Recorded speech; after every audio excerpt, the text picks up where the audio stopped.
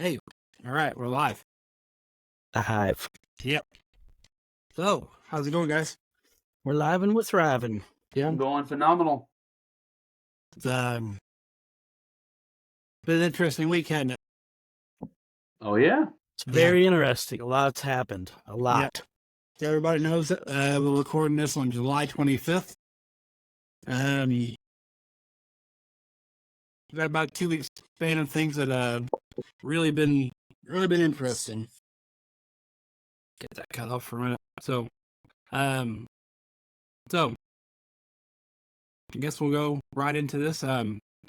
We didn't introduce ourselves last time, so this podcast, I don't know, something I want to do for a while. My name's Troy. I don't know, nobody special, but I decided I want to do a podcast one day. So, I think you're special. Think so? So I decided to drag some people along with me for this ride, and we'll see what happens. Alex. So my name is Alex. I'm the greatest that ever lived. No, I'm told I was going to do the podcast. Didn't have a choice. I was probably threatened with WMDs. Yeah. I did say you guys were dragged along with this, so. Yeah, we were. Mostly me. Tyler probably didn't get a drug as nearly as difficultly. I go kicking and screaming anywhere I go, so. Screaming, right, definitely. Yeah. Yeah, I'm Tyler. I'm the other Todd. He didn't say his last name, so. That's literally, we have the same last name. Same last name. I thought Alex was always the other Todd. No. Yes, he is always the other Todd, the lesser Todd. No, we introduced Tyler and his wife as the uncool Todds, and then you got my wife and I were clutch. If his Clutch name is was in their Derek choke. and my name was Derek, I would be Derek Jeter, and he would just be Derek. It's, there's like a commercial for some kind of Capital One deal. Anyway, it's seriously stuck in my head all the time. I literally walk around saying Derek Jeter. I don't know why.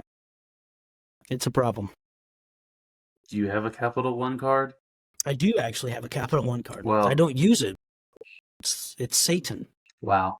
Satanic. Did you listen to Pastor's message on Wednesday? Yeah, I did. You need to be cutting that up. Well, actually, I haven't got. Usually, I listen to Pastor a couple of days after he's already preached, but I don't use my Capital One because if I do, there are certain individuals in our world that will find me and do horrible things to me, including my wife. She's first in line. But yeah, we don't do debt, so that is that's something we just we have debt, but we're not trying to have debt. If that makes any sense, you can't not have debt. Makes so much sense. It's $1. Not good. This is not good for you. All right. This is not good. I'll be here all night. No, you won't. No, you will not. So, speaking of $1, hopefully the man who's on the new $100 bill sometime soon, let's talk about this assassination attempt on Donald Trump. Yeah. DT. Yeah. There's a lot of rumors out there, aren't there? Yeah. The rumor mill is definitely spun so far. I think it's starting to break down. So, yeah. I don't know. I've got my opinions. Questions of how a kid gets up there and outsmarts our entire Secret Service. It's good. It's a good thought. Yeah, I like it. It's he's only 20 years old. Somehow was able to get out there. Get out there and outsmart the Secret Service. There's different scenarios about that as well, where it wasn't mostly Secret Service there that day, but someone didn't show up for the post on that building, kind of thing. I don't know what else you guys are thinking about it, but there's a lot to go through. Yeah, there's a lot that's come to light. They really, I mean, now we know that the Secret Service head has resigned. She officially resigned. Was it yesterday or today? One of those. It's been too much going on in my own life. I can't keep up with everything, but she's resigned, and apparently she claimed they had plenty of resources to accommodate for everything and to make a perimeter. However, that perimeter didn't cover everything. Didn't cover enough of the area.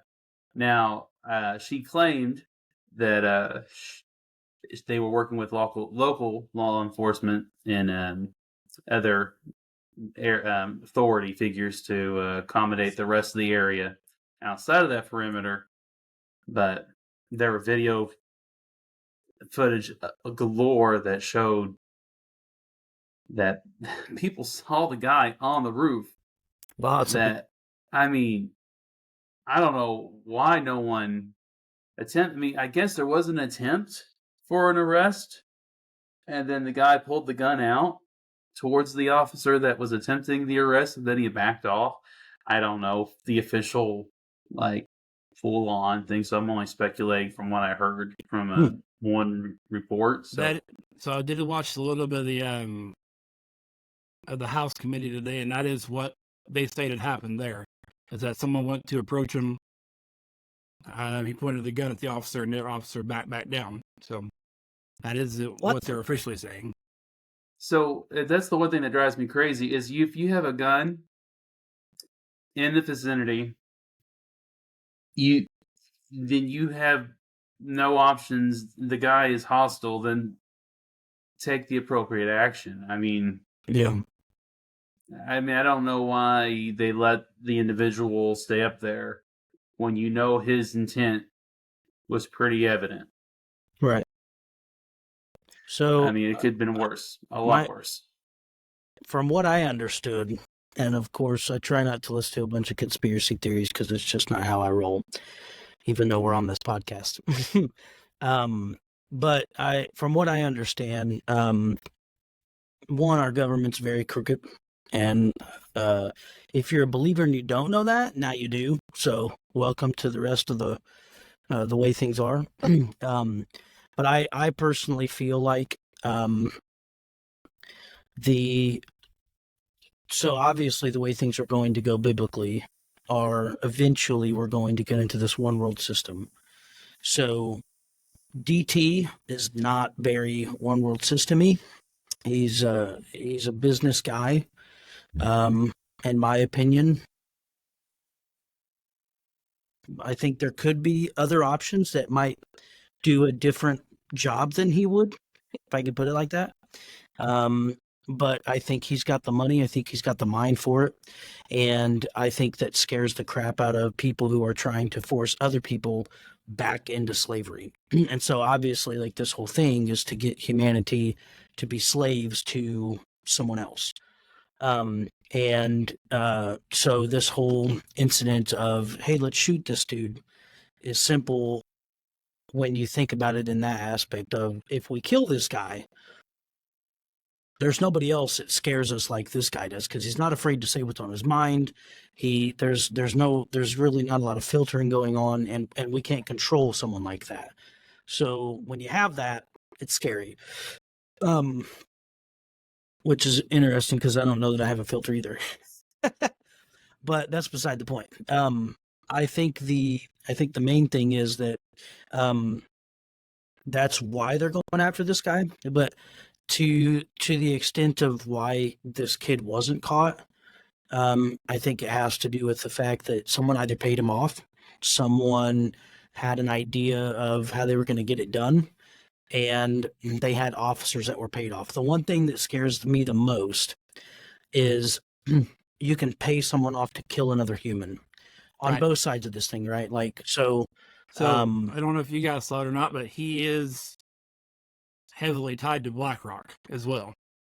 BlackRock, I don't know what that is. BlackRock. So BlackRock, Vanguard, and a couple other companies are what own the majority of almost every company in the world.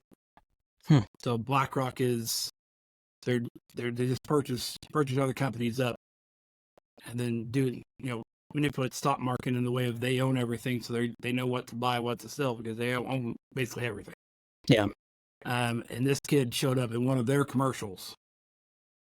Wow. It's been a few years ago, so that recently got circulated, and then they pulled that commercial back down somehow. Yeah. So, Yeah. I mean, My thoughts are you had officials on one side that were, because the one sniper was like, hey, I had him in my sights for 3 minutes, didn't shoot, and then all of a sudden he decides to take a shot. In my opinion, if your job is to protect the president, I understand you have a protocol to follow and stuff, but if your job is to protect the president and you see a cat on the other roof a couple 100 yards off with his gun facing the president, it's pretty obvious in my opinion. Now, I'm not for murder, obviously, because it's not scriptural, but, could you radio to a guy, hey, get up on that roof and see who that is? You know what I mean? I think there's a whole bunch of things you can do. I think the end result's always going to be he's going to get murdered, unfortunately. Yeah, it's going to be nerf or nothing. Yeah, well, I mean, it's already in his heart to kill, right? And so, and I'll talk about killing later on, but there's a timeline of no return. It's set in your mind you're going to do it, but those officers had every chance to shoot him before shots were fired, and they didn't take it. And in the result, we have another casualty that is in the middle of that. Thankfully, the former president, wasn't shot, and nobody else was shot, but this one gentleman gave his life to protect his family. Yeah, I mean, and the other thing is that he was identified prior to President Trump even coming out. Yeah. And at that point, they could have just paused everything. Mm-hmm. Yeah. And dealt with the situation, or just canceled it altogether. Right. Mm-hmm. Yeah. Mm-hmm. And that's what I mean by people being paid off, because again, that would be like someone paying me not to do my job.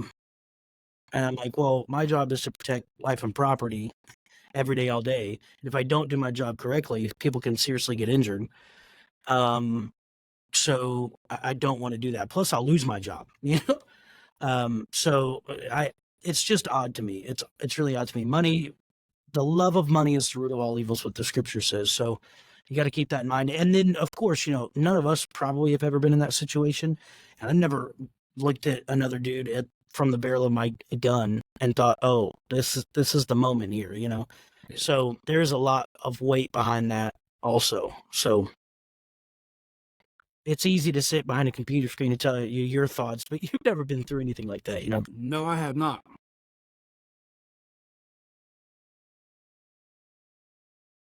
So, but I don't know if you guys looked anything else up into this. It kind of got me looking into some other things. I'm trying to use my mouse from my iPad, and it's just not working.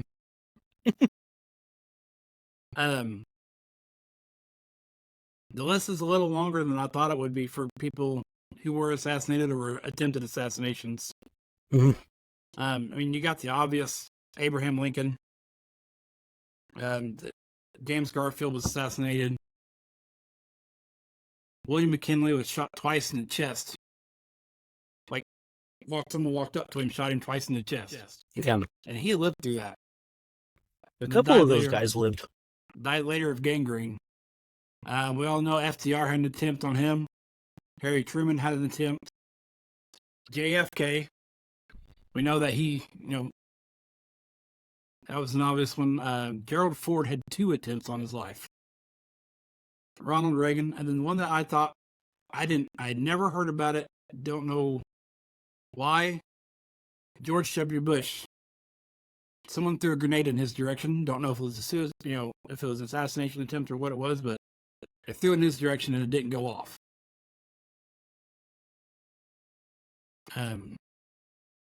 Another thing that I'm kind of curious about is Robert Kennedy, currently running for president. Yeah. With his family history, why didn't he have a Secret Service detail? That's again, people paying off people to not do a job. I think in some regard, presidents get, after their term, they do get Secret Service the rest of their life, right? Right. That's the way it's supposed to be. Yes, it's supposed to have Secret Service the rest of their life. Yeah. But Does that include extended family? I'm not sure if that does or not, but it's another guy who's running for president. Well, Currently. yeah, that's true. That's true. And he has no Secret Service at all. He didn't up until the day after the assassination attempt. Yeah. I wouldn't. Now he has Secret Service detail. I should probably get Secret Service now. From Tyler. Yeah. No. I don't know. I think the mind-blowing thing is, my takeaway is, one, regardless of which side you're on politically, nobody should ever fear for their life, especially an elected official. But also, people just go into a rally. You never used to think, oh, I'm going to go to the mall, and while I'm in the mall, I'm going to maybe fight for my life. You never had to think like that, but now Except for Black Friday. Well, that's true. But I don't go to the mall on Black Friday, so my wife goes. I've had people threaten me on Black Friday before. It's kind of ridiculous. Them fighting. Tyler threatens me every Friday. Over $100 cell phone, they're willing to kill somebody. It's kind of ridiculous. Yeah, yeah. Someone shot someone over a chicken sandwich one time. Yeah, that was profound. He's a Popeye's chicken sandy. Well, That's they're amazing. good sandwiches. They're not that good. So, they're good. Don't get me wrong, but I'm not going to shoot him. I'm not going to shoot him. Pickles. No, don't start toasted that. buns. No, crispy bread. Yeah, inappropriate. Yep. So, but the bottom line is, I was trying to say is, before I was rudely interrupted. You are rude. Is that you shouldn't have to go places and expect to run into some madman with a gun. And right. I think the issue is we have this complex of, hey, I'm in control and I'm going to take you out, period. That's the bottom line. Nobody's making you pull these triggers. And if we took responsibility for what we did every day and we were intentional, I think we would probably see a lot of that minimize, from a more spiritual standpoint, I guess. But regardless of what your religious background is, what your political background is, any of that, you shouldn't have to go out and think, man, I'm going to get shot today. It's just, and I mean, it's all over the place. It's getting a bit ridiculous. Put your guns down, folks. Put your guns down. Well, so from attempting life on one to one that we didn't see for almost 7 full days, had no proof of life. Biden dropped out. Yes. And then for a solid week, nobody saw him at all. It's kind of a strange thing. I don't know what that is about. I don't know if you guys had time to brush up on that. I watched it a couple more times today. His little thing from last night. I actually saw a picture today, and again, I try not to get into the conspiracy stuff, but the photo I did notice as he's walking out of, I think he's at the White House with his wife and some other folks. He's like much taller than what he used to be. So I'm not sure if he's doing platform shoes now or like what the deal is, but a lot of people, I don't know, maybe there's somebody else in a Biden suit, but it's a Biden clone. Yeah, it's a Biden clone. I don't know. There's a lot of different thoughts and theories. I don't know that there are masks out there that you could basically clone somebody. AI is pretty freaky. I'll tell you that much. Yeah. Deep fake Biden. Yeah. But I mean, you would think that the people standing next to them, they're not going to see that in AI. I don't know. It's very strange, but supposedly he was a lot taller. A lot of people think he's been murdered. Obviously, our government's pretty wild, but all world governments are wild. They all want one thing. So, I just feel like chicken sandwiches. Yeah, I want a Popeye's chicken sandwich now that we're talking about it. Very hungry right now. But I think world domination is always on somebody's. How can I be the most powerful person in the world, and how can I make everybody do what I want? And that's the bottom line. What do you think, Ty? You think he's a lizard man? I know you do. Say it out loud. I mean, his hair's pretty thin up top, Say it loud. Say it proud. but I mean, no, I mean they reported that Biden had COVID. You know, I mean when you announce when you say, "Hey, I'm not running for president anymore," and they give you an out and say, "Hey, you have COVID," and then you talk to the country within a week of that. I have had COVID twice.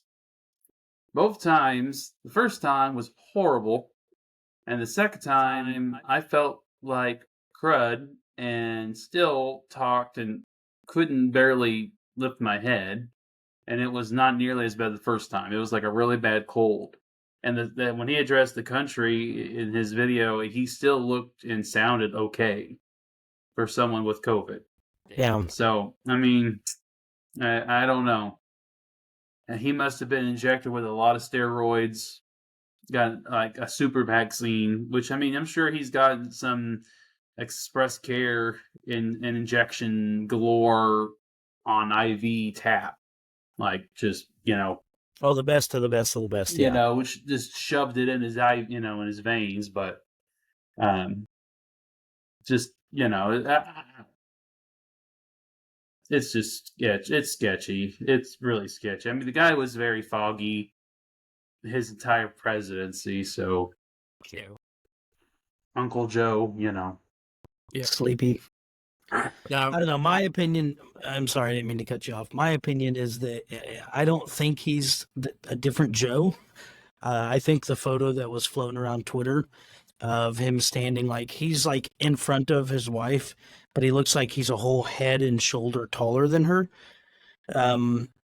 Obviously, I'll get a phone call this week about somebody saying it was a giant. There's a giant in his body now, so we'll do that one. But I think it's probably just camera skew on there, and that because he's standing a little bit closer to the camera, it kind of looks like he's a little bit taller.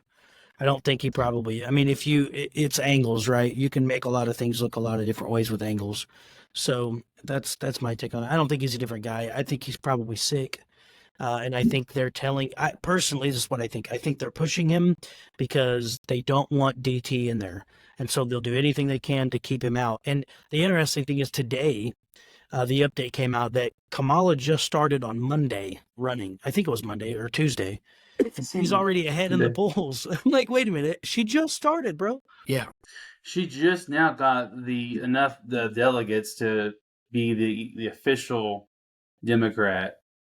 You had to pull a lot of weight to do that one, buddy. You had to pull a lot. Yeah. I mean, she didn't have the Obamas behind her. I think that may have recently changed, but she also doesn't have Black Lives Matter behind her. I don't know if you've seen that or not. I didn't know. They've come out and said that they will not get behind her. No, because when she was, I don't know, I think she was a judge in California before she becomes before she was the VP. That or some type of district attorney or something something along those lines. Yeah, she did some stuff over there that really was counter to that culture. Really didn't do a lot for that, and they didn't. So didn't agree with that. Since you didn't don't agree with her. So what that is she did things where she kept people in prison longer than they're supposed to be. Yep. Basically slave labor, kept them in there, kept them working in the prison work centers. Put people in prison for very minor drug offenses, which are now, completely, beyond better judgment, are legal in certain states. So basically all the things that they're doing now, she was doing the opposite of when she was out there in California. Yeah. I don't know. I was talking to my technician. We're getting off on a tangent, so I'll be quick. I was talking to my technician at work, and I was like, if you never voted before in your life, this needs to be your first year you vote. I don't care what side you vote on, just make sure you vote. because this is such an historical year, time period, and just in everyone's life. Mm. Because I don't like any of the candidates. To be honest, I wish we could have pulled better names out of the hat. Yep. Just shook that hat upside down and really just got a good bingo pull out of that, but we didn't, and Yeah. this is what we ended up with. But I don't think any of the two. We just need to be we need a vote. Yeah. You just need a vote. Yeah. Well, I think the other thing too is, at least for, people of faith, Tyler, we never share who we vote for, do we? Like me and you. No. I don't typically share who I vote for with other people. I've had people ask me in the last couple of years, and I'm like, does it matter? Is it going to change your opinion of me? And they're like, well, maybe. And I'm like, then I'm not going to tell you. It doesn't matter who I voted for. And I know who I voted for, and they're telling me who they voted for, which is fine. But I'm like, if your entire world rests on one guy who's barely going to change your worldview, who's really not going to make a difference. I mean, you're still going to get up every day. You're still going to go to work. Yeah. You're still going to have the same struggles. You're still going to have the same group of friends.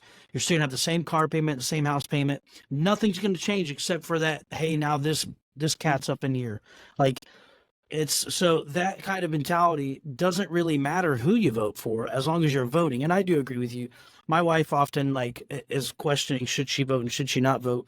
And she made the argument to me, I have the right to not vote. And I was like, you're an American. You do have the right not to vote. Yep. But I think it's important that we do vote.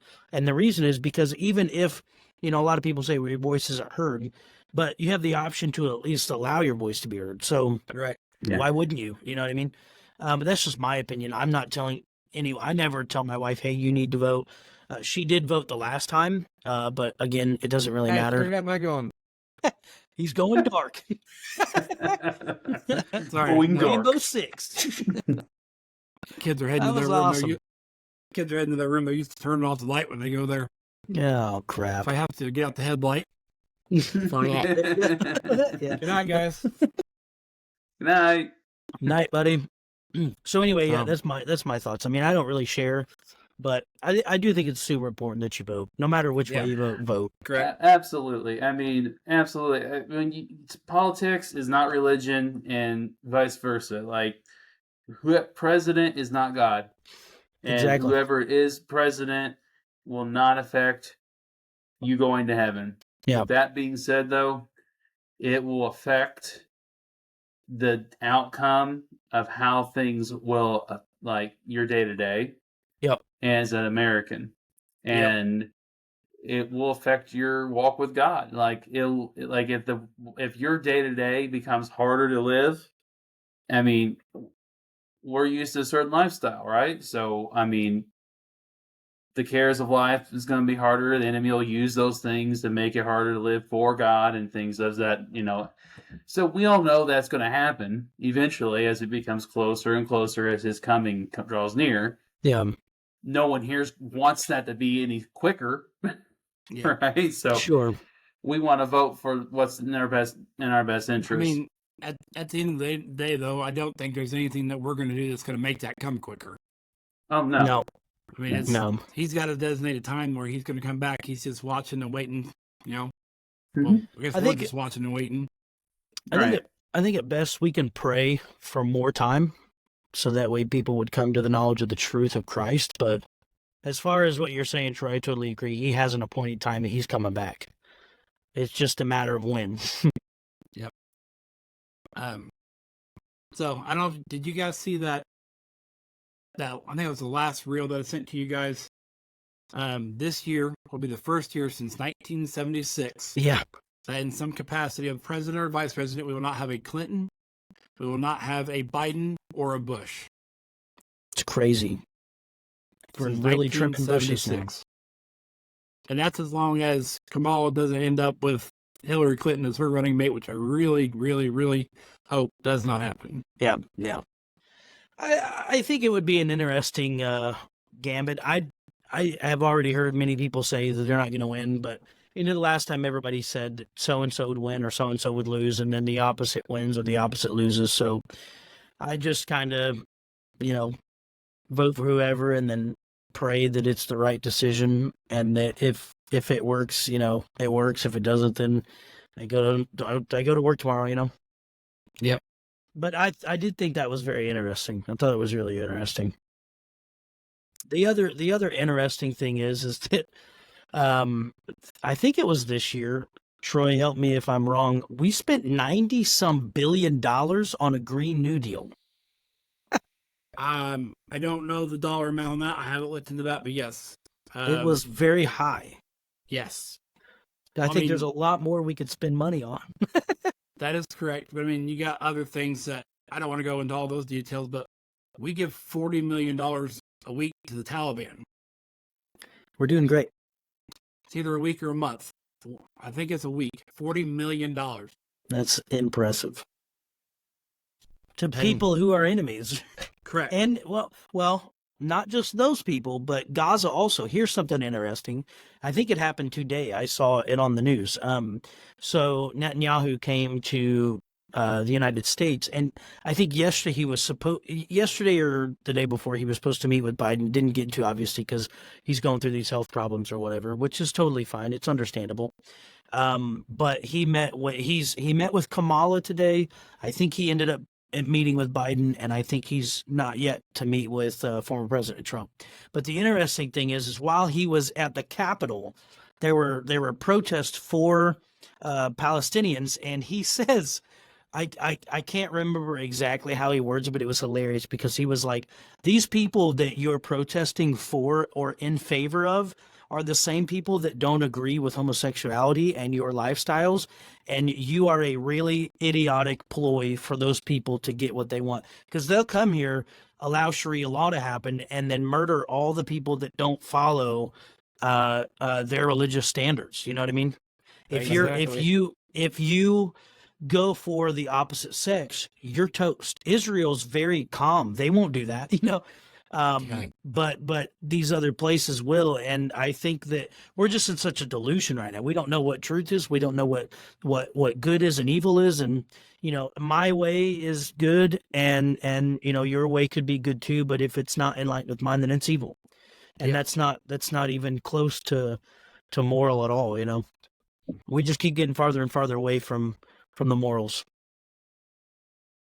That is definitely true. It's just harder and harder and harder to find somebody who's going to stand up. Well, to stand up for what they believe in, but stand up for morals in general. Yeah.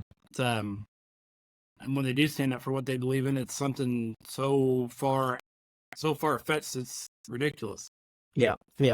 Absolutely. Absolutely. So, speaking of so far-fetched, it's ridiculous. Climate change. Yeah. Was on our agenda for today. So, quick one-word answer. Do you real or hoax? I'm going real. I'll come back to it in a minute. And we're talking about human-induced climate change. I say real, but I've got some points. Oh, see that? Okay, that changes things. That you say it's human-induced climate change. I think it's definitely real. I think climate change in general is a hoax, but I think it's definitely humanly induced. Yeah, that's a thing. What do you think, Ty? Oh, I mean, yeah, I agree. Climate change is real. Whether we can effectively make it happen any quicker than it's made out to be, I don't believe we can. I believe it's set to warm at a particular time and place, but I don't believe we have anything to do with it. Okay. So, my thought here is that globally we have a much smaller effect than we think we do. Locally, we're much greater than we think we do. My thought is all these cities are putting out higher temperatures than they've ever seen in their entire existences. You also got to think of how many more tons of concrete have been poured in those cities since that point. I was looking at some things earlier. So most of the Midwest down through the South, our high temperature records are from the 1920s to 1940s era. There's nothing even recent. So, I mean, we're talking last 100 to 80, 90, between 100 and 70 years ago is when the high temperatures have hit throughout most of this Midwest area. Yeah. You also have areas like the Middle East who are experimenting with cloud seeding, have started, cloud seeding. They go out and shoot these rockets in the air, then wonder why 2 days later their cities flood. Mm-hmm. Yeah. China, I don't know if you know, there's a desert portion in China where they're digging and they're planting a rainforest currently. So they've gone out there, they're trying to plant a rainforest in the desert. Trying to change that climate locally. All these small things, locally may have some smaller effect globally, but the Green New Deal and stuff they were talking about a while ago, none of that's going to help it. Electric cars aren't going to help it. No. Better fuel efficiency isn't going to help it. I think it makes it worse. I mean, I don't know that there's a net either direction. I mean, better fuel efficiency on cars is going to help us financially. Sure. Car gets a little gas mileage. I drive 35 miles one direction for work each day. You're a champion. So if I could get 35 mile a gallon, I'm only using 2 gallon a day. That's current rates about $7 to $8 a day in gas. Yeah, that'd be great. But at the same time, I'm going to do it for economical reasons. I don't think it has any change at all on the actual climate. I mean, if they can not, it needs to start from the top and work its way down, right? Like they can't if they believe it needs to happen at a local way in terms of climate change, then they need to work and make it to where things are more carbon neutral, for example, like your car, and make it where it's not putting out a lot of emissions. So that way, when you drive, it's putting out hardly nothing, like a hydrogen car that drives on water. And that would then work. It runs nothing but pure on steam engines, just boom, that's it. Pour water, boom, you're done. Instead of trying to push these electric vehicles that need electricity, which doesn't change anything. You're just changing one problem for another. Yeah. I agree. I mean, you said, we have all this concrete jungles and everything, and it produces a lot of like a bubble, a heat bubble, for these different places, and that just creates and warms and warms and warms. We have we've always had all these farms and sheep and things and herds that create methane, cows that create methane and all that for thousands of years. And that's the one argument I've always heard. In contrast, I mean, obviously it's minute compared to the hundreds of thousands of population and people. So it's kind of hard arguing to and fro and back and forth. The only one thing I can think of is whenever they had that one hole in the ozone, they said it's getting bigger. Well, like 10 years ago, they said, oh, it's gotten smaller. Yep. So it's just, we can blame it's that hard on to, go ahead. Blame all that on the Aquanet from the 80s. That's what they blame all that on. Heck yeah. Aquanet. Yeah. Blame that on all the Pentecostals and the hairspray. And there's a lot of that happening, bro. A lot. My wife uses mounds of hairspray. I tell you. It's very true. The only thing I could come up with as a possible solution is if they want this thing to work and they want to change the climate, they always say, we got to change the climate by like 2 degrees or something. They need to come from the top down. The countries and the nations of the world have got to do this from the top down. And they can't expect us low-income people, budget people, to really take the brunt of this. I can't go buy a new car. I can't go and change and go green on every little thing that I'm doing, because going green costs more money than staying where I'm at. Yeah. So they got to do it on the top down. That's the only way it's going to happen. Yeah. They need to do, like, if you have all this concrete jungle, there was new technology that showed off these hexagonal plates that could be on the roads that are solar powered, that could absorb the power of the sun, and that can charge and power the buildings in these metropolis places like Indianapolis, that could, absorb all this. And I'm glad you go right to Indianapolis for Metropolis. But, Chicago's like way bigger. That's the first thing that comes to my head. I know. I'm just thinking. Because you're from Brazil. Just thinking. Terrible ho. Just, throw them everywhere. I don't disagree with that. What I was thinking is I actually, because I do utility work, somebody had shared something on LinkedIn, and I was watching it, and they were saying that if we found a sustainable energy source, that there are companies in our world today that are making over tens and 20s and 30 trillions of dollars because of energy. And so my dad's background is coal burning power plant. Coal has never burned cleaner than it ever has. In the 60s, 50s, 40s, 30s, 20s, it burned really black. It was really black smoke. Now it burns way cleaner. And I mean, look at Europe. They almost completely did away with all coal, and they have rolling blackouts regularly because you can't.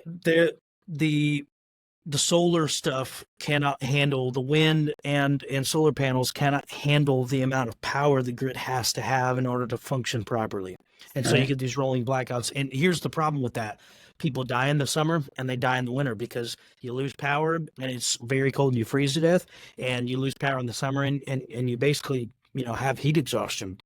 Yeah. And so most of these individuals that are caused by this are the elderly and the young, and the governments look at it as, hey, it's population control, which again, it's all about control. So, and then the other thing is, I totally agree with you, Tyler. If we had, I think there are so many more engineering things we could do that people have said, hey, let's do this, that they've silenced those people, because you got to recognize, hey, if we, like, for instance, I think it would be an amazing idea to have magnetic ran cars, I think it would be amazing. I know that sounds odd, but the magnetic lifted trains, they go so much faster and they run very, very smooth. They hardly use any energy because you just turn magnets off and turn them back on. They're barely using any energy at all. And China has like probably one of the largest ones, or Japan, I can't remember. But I did a study on it. Okay, it's Japan. Yeah, I did a study in college or like high school, I can't remember. But it was incredible because like I didn't realize how much less energy the stuff uses, and we could totally be a lot more what they say green. But what they've done is they've turned all these batteries, and then you go look at a landfill where batteries are being thrown away, and it's just destroying the planet. And we're like, yeah, that's green, So I think there's definitely other stuff I think there's always another alternative to a problem. There's always a better way to solve a problem. Like politics, we could solve that problem really easily by moving someone else in there. Yeah. Mm-hmm. Anyway, I didn't mind to swing back to that, but yeah. All right. So I'm going to shorten up some of the things I had for this next section. We have the red heifer. A lot. Someone throw something? No. That was red heifer. It was probably Tyler's wife throwing stuff at him. I don't know. I don't know. Maybe it was your wife throwing stuff at you. No, mine's upstairs. Mine is too. The red heifer, I don't know if a lot of people know it or not. Israel has to sacrifice this as purification before they can start rebuilding the temple again. Um, the only reason I'm bringing it up because the current things going on in Gaza are kind of a direct impact of Israel having those heifers on site. Yeah. They are currently over there. They're currently protected. But the massacres of October 7th are directly caused by that. Yeah. Them having those heifers makes the rest of the Arab nations think that they're going to try to reclaim them out. Mm-hmm. And the rest of them don't want that. Right. It's prophesied in almost every book that that's what's going to happen. But yeah, it's, I know Alex has done some studying on this too. I don't know what else he has with it, but it's some interesting things going on with it. I have a whole lot actually, and I don't know if I'll get through it all. But Tyler, you have any thoughts on the red heifers? You've now turned green. Yeah, I was trying to make it red so I could set the mood, but it didn't work. Well, green is Yoda's saber color, so I'm good with that. Now you're yellow. Oh. Now you look like Trump. It's going to be huge. That's your thoughts on the red heifer. It's going to be huge. It's going to be huge. Awesome. It's awesome.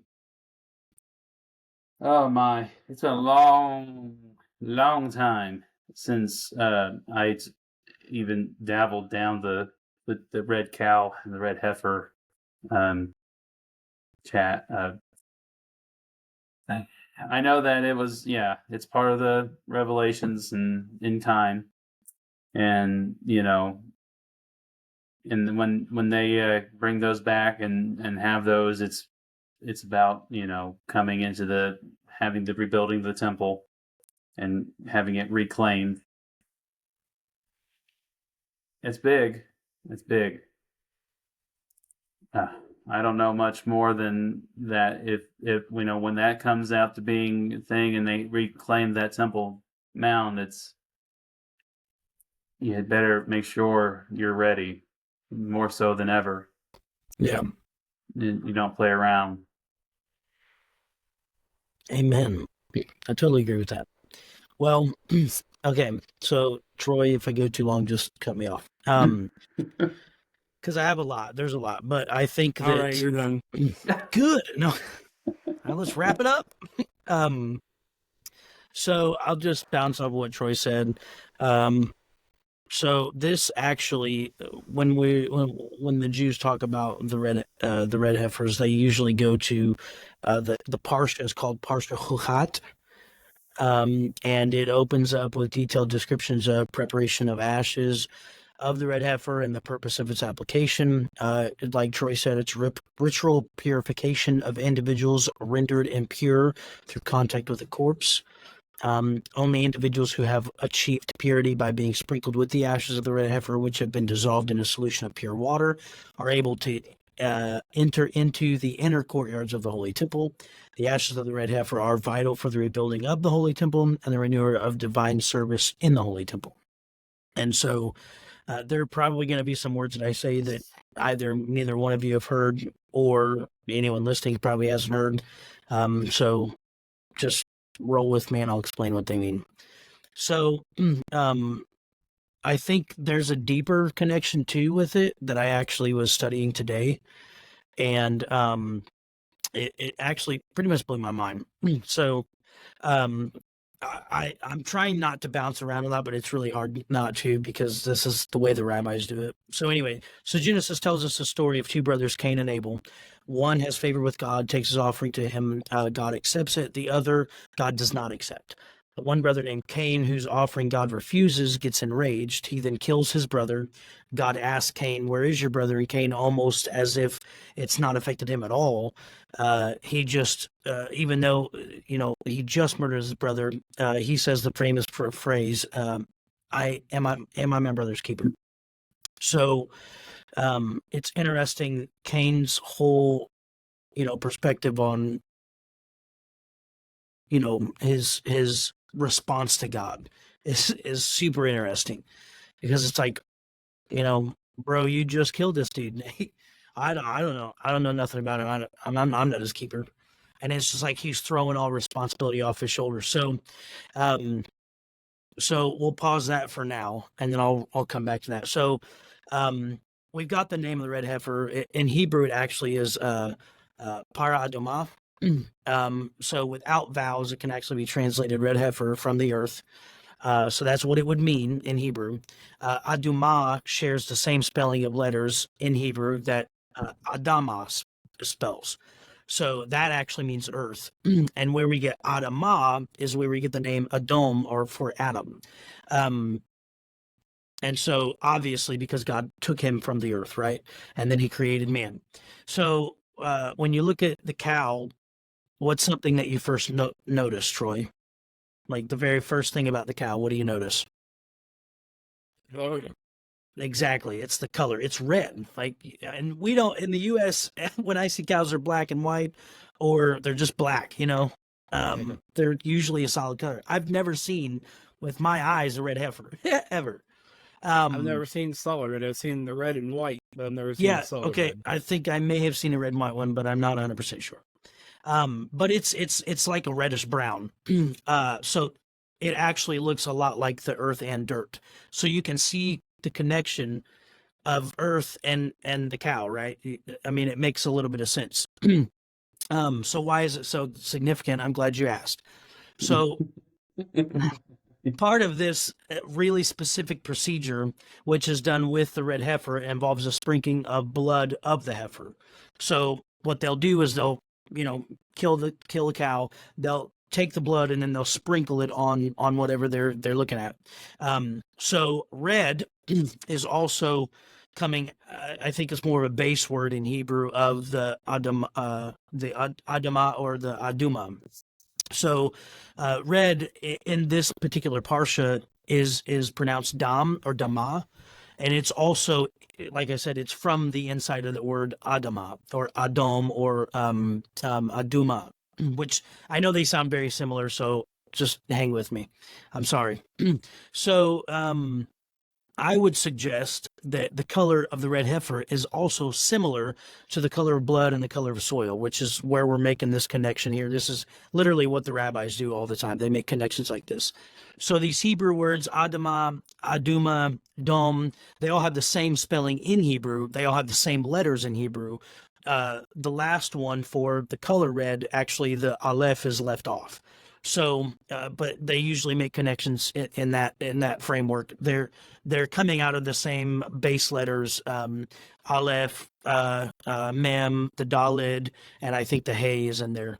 But anyway, they all have the same spelling, and they're not only visually do they make sense, but they make sense phonetically. Is phonetically?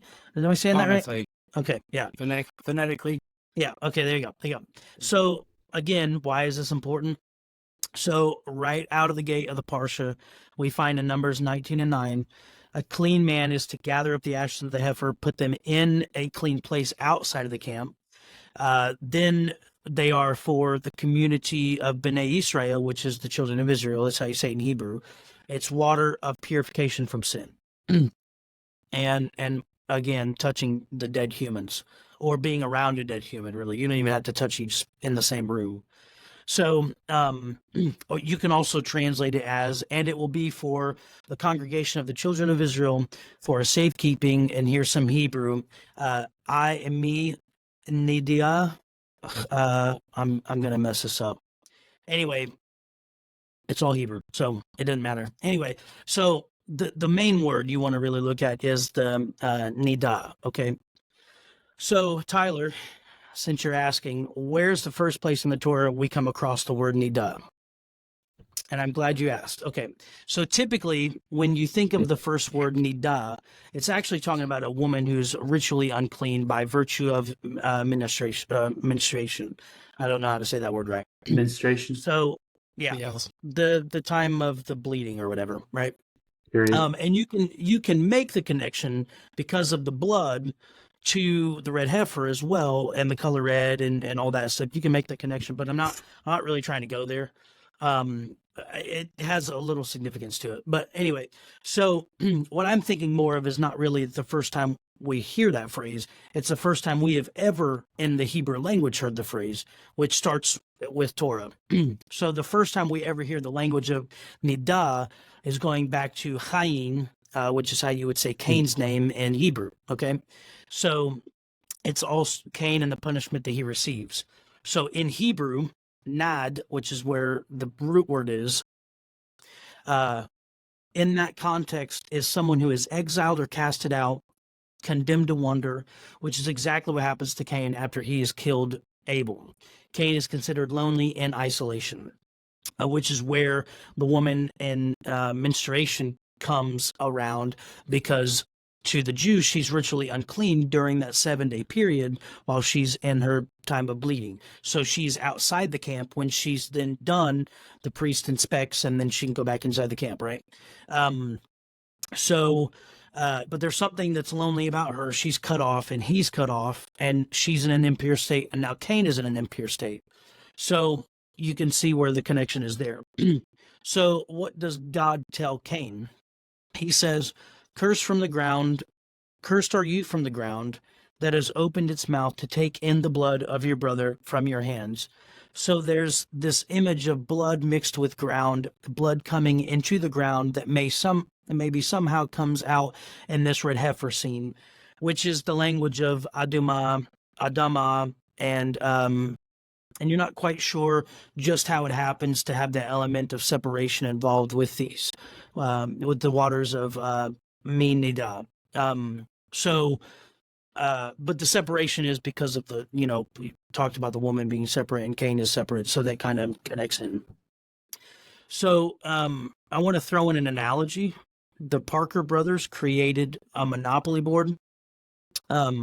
So when you play Monopoly, like in the little shoe or the little hat, you're kind of only doing shoe things and hat things, right? You're moving from one space to the next. You're making small decisions. You're kind of letting whoever's guide, and you don't get to make any of the big plays.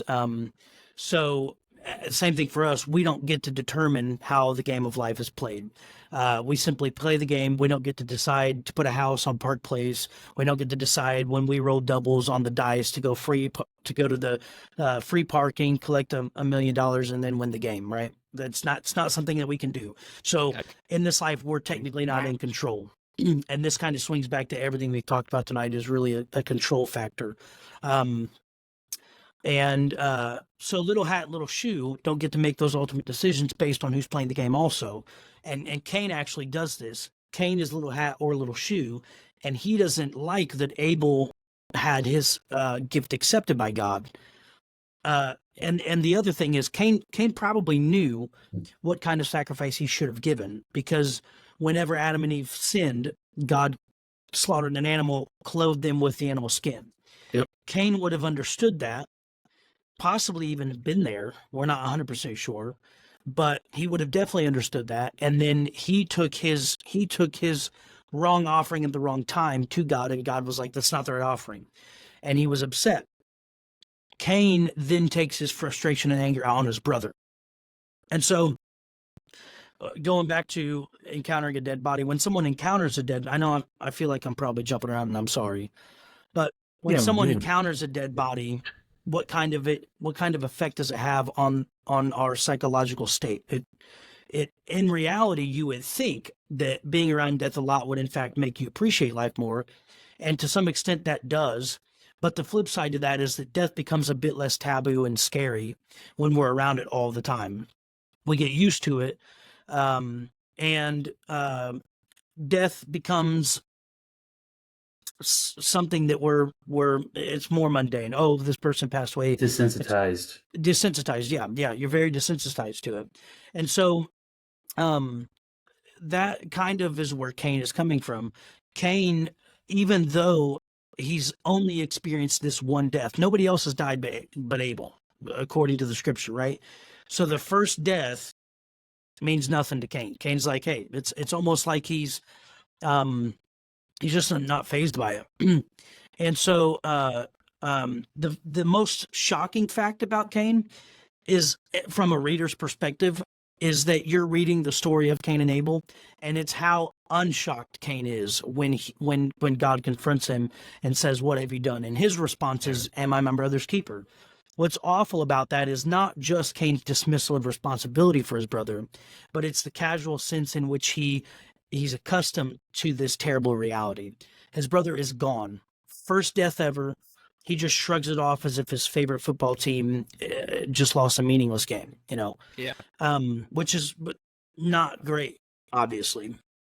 So when we mix the water and ash, when the Jews mix the water and ash together of the red heifer, the ash of the red heifer dissipates into the water and almost disappears. Yeah. And it's almost as if to say life. The Apostle James quotes this in James 4:14. He says, "For you are a vapor that appears for a little while and then it vanishes." And so the deal is, what they do is they take this water and they splash it on you. It's supposed to make you snap back into the reality. This is not okay. This shouldn't be something we're noticing. It should be something very taboo. It should be something that we're not accustomed to. We should be very we should consider life whenever life is being removed. You know what I mean? And ultimately, this also puts into perspective that God's the creator and that he takes life whenever he sees fit. I'm not the controller of the game. I'm a player. I don't get to take someone else's life. I don't get to threaten other people. I don't get to have it my way. This isn't Burger King. This is God's kingdom, and I'm going to operate the way that God asked me to operate inside of his kingdom. So to me, the big takeaways for the red heifer, and I'll try to make it all make sense. The red heifer cleanses a person who has been in contact with a corpse. 2, the red heifer, it has deep connections to Cain and Abel's story. It also has deep connections to humanity and the fact that man came from the dust of the earth. 3, and I think these are the most important of the 4. 3, life should be deemed as precious, not something we simply throw away carelessly and live carelessly, that we should take each moment of life and make it as meaningful as we can. And then 4, when we do experience death, we should be horrified by it. It should cause us to examine our own lives and consider how can we be more intentional. And so why does the red heifer matter today? Well, not only does it show us and teach us how to relate to death in family, but also in community. I think obviously it matters because the ash of the water of the heifers will allow Israel and the Kohen, which are the priests, it's how you say priest in Hebrew, to purify the Temple Mount and erect the temple. Many believe that this will be the start of the 3.5 years of peace before tribulation. To date, we're basically waiting on the Jews and the Arabs to agree that the Jews can remove the mosques that are on the Temple Mount off of the Temple Mount, as Troy had mentioned before. And then all prophecy is fulfilled. We're not waiting on anything except for those mosques. And that will make way for the next Mishkan. That's how you say temple in Hebrew. But the main temple is the Beit HaMikdash, which is what they want. and the Jews are going to erect that. So that's kind of the red heifer in a nutshell. I think piecing Cain and Abel's story together with it really helps us understand like what it means. And it's not just, there's no explanation here. It's just a red cow. That's my take on it. Yep. So what are you guys' thoughts? So I was just picking up on a little article as you were breaking that down. They just posted it in April of this year, and they said in Shiloh they just got the 5 of those Yes. red heifers. Yeah. And the article is talking about how the whole idea, like you were already talking about, is that way they could use that to purify, and that they're not fully grown yet. That those 5 heifers are still needing time to grow, and that they were bred in Texas. Yeah. And the interview went on. They were talking, and the guy was talking to the Temple Institute, and they're like, "So how are you going to get? How are you going to make the temple? Like, how are you going to get on there? Are you going to tear down the dome? Are you going to, have this war? How are you going to do it?" And they're like, "Oh, we're sure we're going to have a peaceful resolution." we're gonna be able to do this without having conflict within Islam. And I'm like, I mean, That's a okay, tough. No. Yeah. that's literally the only thing, like you just said. That is literally the only standing stone in their way is which is already there. Yeah. So that article you were looking at, I had that in my notes, but there's a lot to it to go over. Yeah. One thing that needs to be mentioned is that those were sent over last October, and they were already almost a year old at that point. Yeah. Right. The sacrifice has to happen with those heifers before they are 2 years and 1 month old. Yep. So if they're going to use that group, time is kind of winding down pretty quickly because come October they'll be around 2 years old. Yeah. Right. Yeah. The idea is that obviously Israel wants to get them, burned as quickly as possible. The ashes don't have a set time. I think in Jewish history, 7 cows have been burned the entire time from the time of Moses all the way until the last temple standing. I believe that is correct. I think Maimonides is the one that revealed that, I think. But anyway, so yeah, you've got just a small window of time, right, before those red heifers are burned. I don't 100% know that they have to be a certain age. I have not heard that, but I have also heard people say that. Well, I've heard people say that, but I have never heard one of the sages say that. So I don't know. So in the research I was doing, that's what I was. Mhm. I came across a couple different places. I can't find in my notes the moment where I put that, but yes, well, they're saying between 1 year and 2 years and a month, because that is when, if any impurities will show. Mhm. That's kind of that time frame where they should have already shown. Yeah. Yeah. And they're consistently looking over the cow. They're checking the underbelly. 3 of them, I think, are hidden, or maybe, am I right on that? 3 are hidden? And then there's so. 2 in public that you can actually go see in Israel. So if you fly there tonight, you get there in time, you can check them out.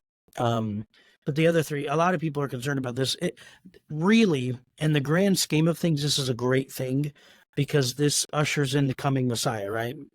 Correct. Once the Mishkan is built, once the temple is built, then Messiah comes and we'll be with him.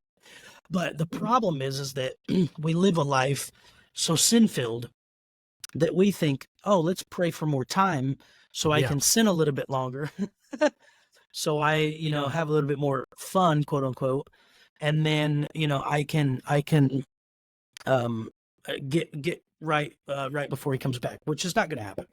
No, that's not the way this thing works. So it is a good thing that this is happening because we do want another temple. And again, the Jews are very peaceful. The other thing I wanted to make mention of is when the Jews do burn these red heifers, it's going to cause a huge rift for like places like PETA, people who love animals, Oh my. certain activists. It's going to explode. Everything that happens in Israel explodes. yes. But when they burn these heifers, they might do it under the cover of something because of how much it would cause. But then Tyler also had a great point. There are some different sects of Judaism that believe that the Temple Mount is not where the original Mishkan stood, and that it actually is inside of the city of David, which is just south of the Temple Mount. But a lot of sages will tell you it was there on the Temple Mount. Some people believe that Temple Mount was actually the Roman fortress of Antonia. But if you go to Israel, they have an actual mapped out version that's like a clay version of the city, and they show where the temple should be, and it's right on top of the Temple Mount. Yeah. So some people argued, could it be up there with the other temples or the mosques? And there is a huge movement now of the 2 religious groups trying to come together and worship Allah as the same as Yahweh. I'm a proponent. They're not the same God. Nope. Allah has never done what Yahweh has done. They do revere Moses. They do revere the Torah. And they would at least say that Jesus is a prophet, but they will not claim him as Mashiach, like the Messianics or Christians will. Jews don't either, obviously, but we already knew that. So it'll be interesting to see how they figure out where the temple is actually going to go. But everything's good. Everything's done. All the articles are done. The clothes for the Kohen, the priesthood, that's all finished. We're just waiting on time. And in my estimation, I've been telling people, you're 1 6-day war away from Israel gaining political power of the Temple Mount. The I can't remember the name of the right-wing party that Netanyahu is a part of, but once he's very, very pro, I'm going to build the temple. I'll be the prime minister when the temple's built. Someone prophesied that to him. So his main goal is to build the temple. Yeah. No, it's only time will tell at this point. So yeah. It's, you just have to see. It'll be a very interesting play. And in my opinion, what probably would happen is that you'll have continuing disruptions between the Arab countries and Israel. And then at some point, we'll come to an agreement. There will be a political agreement. Israel will be allowed to build their temple. And then you'll have 3.5 years of what we would call proverbial peace. And then at the end of that 3.5 years, this man of sin comes into the temple, slaughters an unclean animal on the Jewish altar, desecrates the altar, desecrates the temple, kicks the Jews out, and then somewhere in there, Christ is returning, either before or maybe during.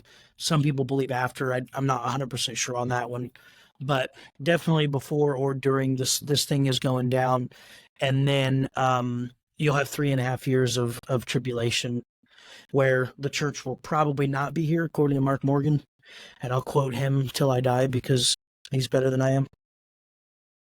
No, with that, though, there's no real spot that I've found that it says whether or not we'll be here for it all. So yeah. One thing we say is really be ready. And that's the thing. That's the main takeaway, is to always be ready. And, consider God's in control of everything. And if he wants to change it, I told somebody this at Bible study. I was like, if God wanted to change the actual Bible, all he has to do is change it and change everybody's mind. We would never know it changed because he could just, he's all powerful. It'd be like a Mandela effect. Absolutely. Well, kind of, but you wouldn't know that it was changed. He could put, I want every person to have purple hair. And we would literally wake up the next morning and all have purple hair and not think anything of it. We'd just be like, oh, we've always had purple hair. And furries are okay. And we would be all right with that. I'm okay with purple hair, by the way. I'm not going to do it, but I'm okay with it. Yeah. All right. Well, this has been a fun one. I'm running out of recording space here, so we only got just a few minutes left with recording on this. So confirmed. We are now 1 hour and 12 minutes into this one. Whoa. Ooh. That's a long one. Well, I'm long-winded too. Big boy. Yeah. So this one's been fun. Yes, sir. Thanks for joining us.